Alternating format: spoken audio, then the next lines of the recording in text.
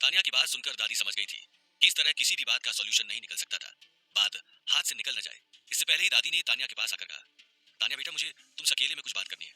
मुझे लगता है इन सबसे बात करने से पहले मैं तुमसे बात कर लेती हूँ। उसके बाद शायद हम लोग किसी नतीजे पर पहुंचे और इस तरह लड़ झगड़ कर किसी बात का हल नहीं निकलेगा। दादी की बात सुनकर तानिया कुछ समझ नहीं पाई। उसने एक नजर राघव को देखा और कहा, ठीक है दादी, लेकिन मेरे साथ राघव भी चलेगा।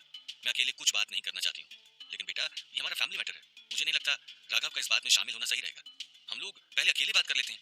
दादी ने समझाते हुए कहा, दादी, राघव मेरा हस्बैंड है और अब जो भी फैसला होगा हम दोनों साथ मिलकर ही करेंगे। तानिया ने एक टक दादी को देखकर कहा। तानिया की बात सुनकर दादी ने एक पल कुछ सोचा और दूसरे ही पल कहा, ठीक है, जैसा तुम दोनों को ठीक लगे। हम लोग अंदर वाले रूम में चलकर बात करते हैं। सीरा ने एक नजर दादी को जाते हुए देखा। वो समझ गई थी कि अब उसकी सास तानिया को अपनी बातों में फंसाना शुरू करेंगी। लेकिन साथ ही वो तानिया को अच्छी तरह जानती थी। वो आसानी से किसी की बातों में आने वाली नहीं थी। उनके जाते ही जोसेफ ने मुस्कुराते हुए पीटर के पास आकर कहा, वाह पीटर, बहुत ही शानदार प्लान बनाया है। अच्छा बेटा बनकर एक साथ पूरी दौलत हड़पना चाहते हो। लेकिन मैं शुरू से तुम्हें जानता था कि तुम एक न एक दिन इस दरवाजे पर भीख मांगने जरूर आओगे। दरअसल तुम्हारी आदत बचपन से है, पहले बड़े बनकर सब चीजों के लिए मना करना, वो क्या कहते हैं, सेक्रीफाइस करना, और फिर रोना उसी चीज के लिए। और डैड तुम्हारे ऊपर दया करके सब कुछ दे भी देते थे। लेकिन आज यहाँ डैड नहीं है, मैं हूँ। इसलिए तुम यहाँ से एक पत्ता भी नहीं लेकर जा सकते हो। अच्छा ही है कि आज यहाँ डैड नहीं है, वरना तुम्हारी बातें सुनकर वो बहुत पहले तुम्हें घर से बाहर निकाल चुके होते। वैसे भी तुम इस दौलत के लायक नहीं हो, न कल थे न आगे कभी बन पाओगे। मैं यही चाहता हूँ कि डैड की मेहनत से कमाया ये पैसा सही हाथों में जाए, फिर चाहे मुझे चैरिटी में ही क्यों ना देना पड़े। वैसे भी तुम और तुम्हारा ये नाकारा बेटा मिलकर सारी दौलत अपने ऐशो आराम में उड़ा दोगे और मैं ये अपने जीते जी नहीं होने दूंगा। पीटर ने अपनी एक एक बात पर जोर देते हुए कहा। पीटर की बात सुनकर जोसेफ और शान गुस्से में उसे देखने लगे। तभी शान ने आगे आकर कहा, छोड़िए ना डैड, इनसे बात करके कोई मतलब नहीं है। ये सब लोग एक जैसे ही हैं, छोड़िए, इन लोगों को दादी हैंडल कर लेंगी। वहीं दूसरी तरफ दादी ने कमरे में आकर तानिया को अपने पास बिठाया और उसके कंधे पर हाथ रखते हुए हल्की मुस्कान के साथ कहा, बेटा देखो, अब इस लड़ाई को तुम ही रोक सकती हो। मैं तुम्हें इसलिए समझा रही हूँ क्योंकि मैंने फील किया है कि तुम कहीं ना कहीं मेरी बात समझती हो। दादी, मैं कुछ समझी नहीं, आप क्या कहना चाहती हैं, साफ साफ कहिए। तानिया ने समझाते हुए कहा। तानिया की बात सुनकर दादी ने एक नजर राघव को देखा और तानिया से कहा, बेटा तुम्हारी कंपनी वैसे ही बहुत अच्छी चल रही है। इनफैक्ट मैं तुम्हारे बारे में सुनती रहती हूँ।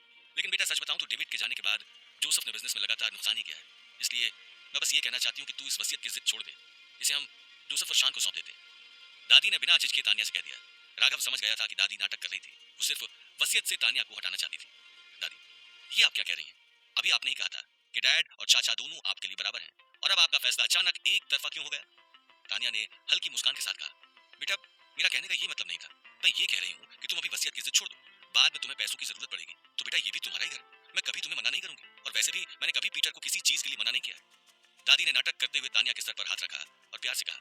दादी की बात सुनकर राघव ने हल्की मुस्कान के साथ कहा, सॉरी दादी, माफ करना, लेकिन डैड को देखकर मुझे कभी ऐसा नहीं लगा। और वैसे भी हम लोग यहाँ भीख मांगने नहीं आए, जो तानिया और डैड का हक है वही लेने आए। राघव की बात सुनकर दादी समझ गई थी कि वो तानिया को इतनी आसानी से हाँ नहीं करने देगा। तभी उन्होंने राघव की आंखों में आंखें डालकर कहा, राघव, मैंने शायद तुम्हारे बारे में गलत समझा। तानिया अगर हाँ कर भी देती है तो शायद तुम उसे वसीयत सौंपने नहीं दोगे। ऐसी बात नहीं दादी, आप मुझे गलत समझ रही हैं। मैं सिर्फ आपको समझाना चाह रहा था कि।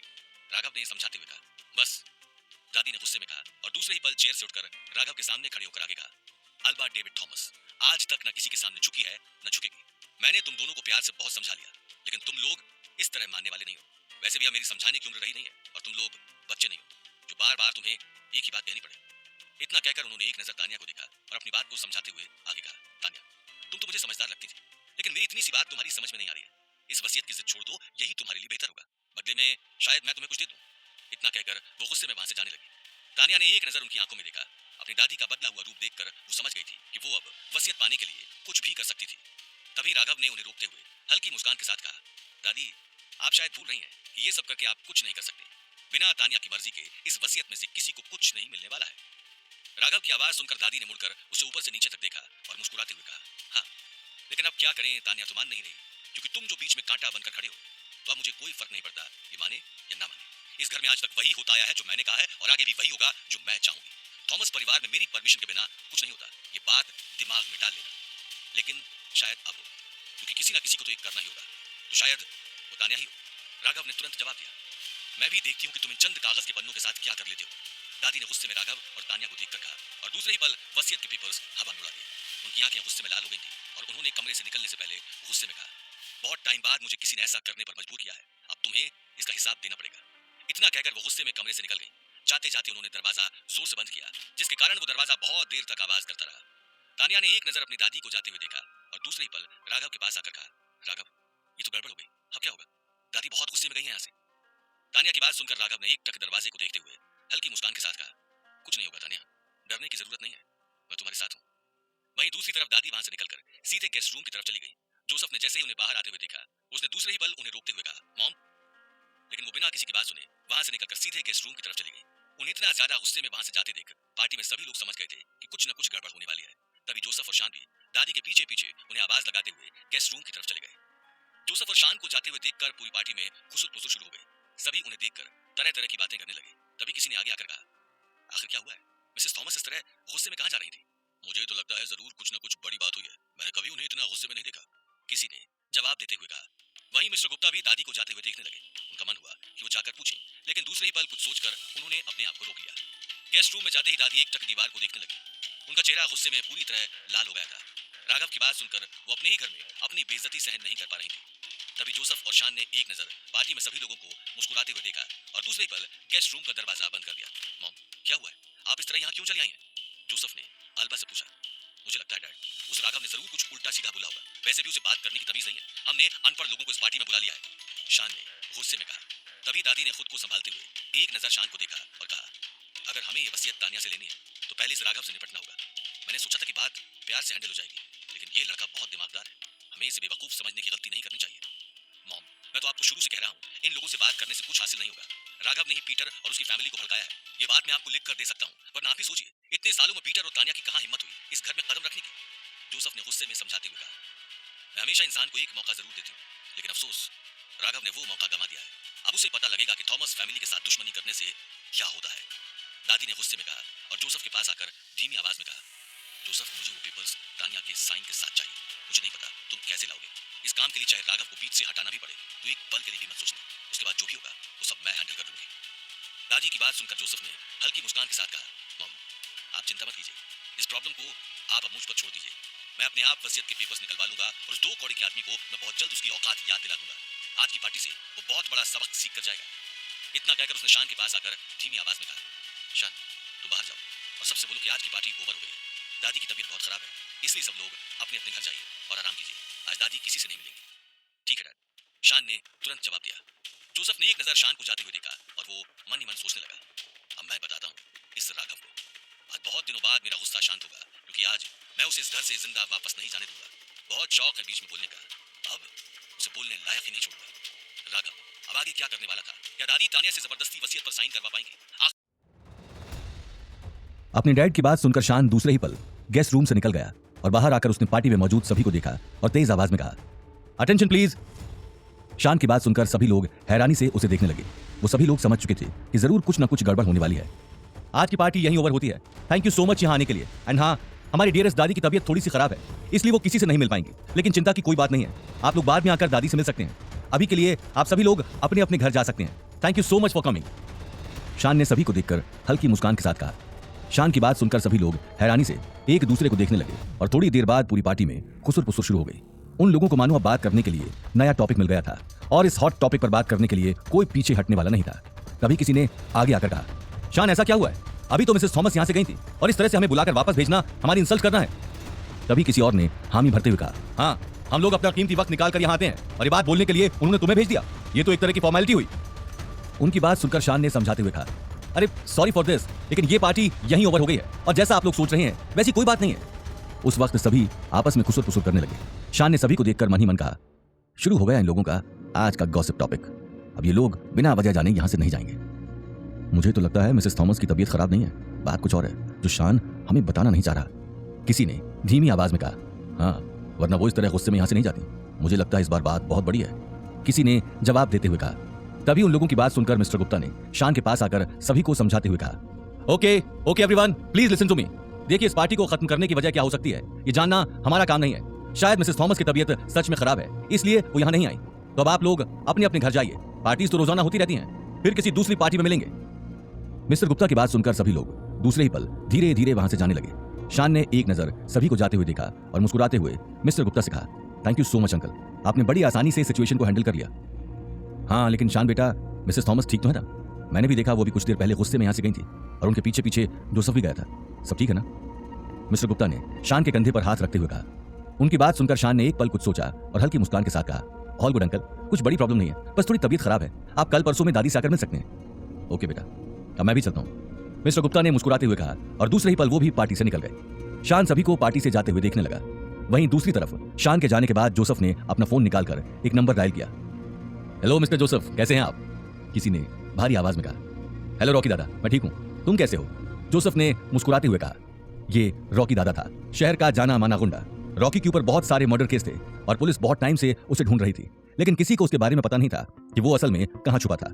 उसने जोसेफ की कई बार मदद की थी और उसके बहुत सारे ऐसे कामों को अंजाम दिया था जिनके बारे में किसी को पता नहीं था। जोसेफ को जब भी किसी को रास्ते से हटाना होता था वो रॉकी को ही कॉल करता था। इसके बदले में वो उसे ढेर सारे पैसे दे दिया करता था।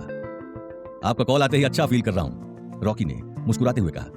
रॉकी की बात सुनकर जोसेफ ने हल्की मुस्कान के साथ कहा, तुम्हारे लिए एक काम है, हुक्म कीजिए।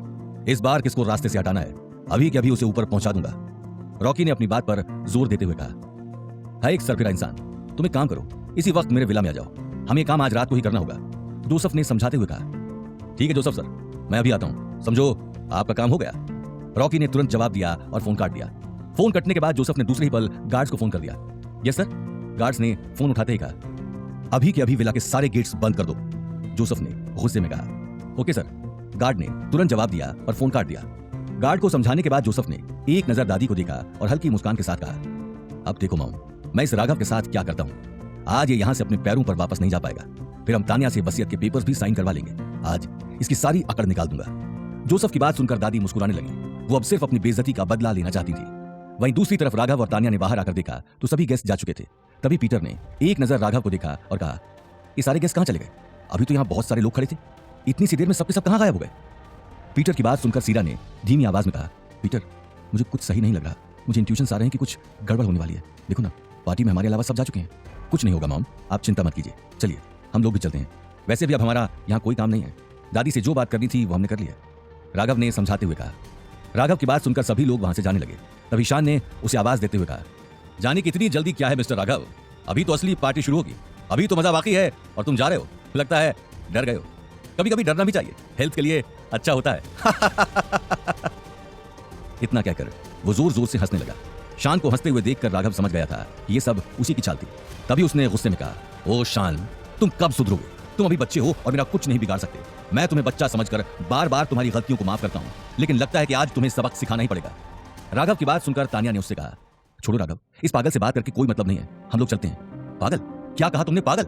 आज मैं दिखाता हूं कि ये पागल क्या कर सकता है। तान्या, तुमसे तो मैं बाद में बात करूंगा, आज सबसे पहले इस आदमी को ठिकाने लगाना है। शान ने गुस्से में राघव को देखते हुए कहा। उसकी बात सुनकर राघव को गुस्सा आ गया और वो दूसरे ही पल शान को मारने के लिए आगे बढ़ा।